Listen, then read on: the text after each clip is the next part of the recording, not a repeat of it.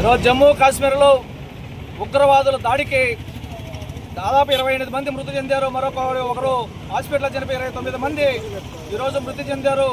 అది ఏ మతం కాదు, హిందువులు చనిపోయినారు, ముస్లింలు చనిపోయినారు. ఉగ్రవాదుడికి మతం కాదు. ఈ దేశాన్ని విచ్ఛిన్నం చేసేందుకు ప్రయత్నం చేస్తున్నారు. 370 ఆర్టికల్ రద్దు చేశాము, కాశ్మీర్ వాళ్ళ కింద స్వయం ప్రతిపత్తి అని చెప్పినటువంటి కేంద్రంలో బీజేపీ ప్రభుత్వం సస్యశ్యామలంగా ఉంది. శాంతి భద్రతలు కాపాడుతున్నాం. బ్రహ్మాండంగా చెప్పిన వాళ్ళు ఈరోజు 29 మందికి మృతికి ఎవరు కారణం అని చెప్పి అడుగుతున్నాం. కేంద్రంలో బీజేపీ బాధ్యత వహించాలి. ఈరోజు పాకిస్తాన్ నుంచో ఉగ్రవాదులు వస్తామంటే ఏం చేస్తున్నది హోమ్ మినిస్టర్ అమిత్ షా గారు? ఈరోజు 29 ప్రాణాలకు ఎవరు సమాధానం చెప్తారని అడుగుతున్నాం. వీళ్ళ మృతికి వీళ్ళే బాధ్యత వహించాలి. దేశ రక్షణ కల్పించడంలో విఫలమైనారు. అదేవిధంగా ఈ ఉగ్రవాద దాడుల్లో మృతి చెందిన వాళ్ళకి కుటుంబానికి ₹1 కోట్ల నష్టపరిహారం చెల్లించాలి. అదేవిధంగా సీసీ కెమెరాలు ఏమైనా అక్కడ వాళ్ళని వచ్చి చంపుతా ఉంటే ఏం చేస్తున్నారు భద్రతా దళాలు? కాబట్టి దీనికి వాళ్ళ బాధ్యత వహించి అమిత్ షా గారు వెంటనే రాజీనామా చేయాలి.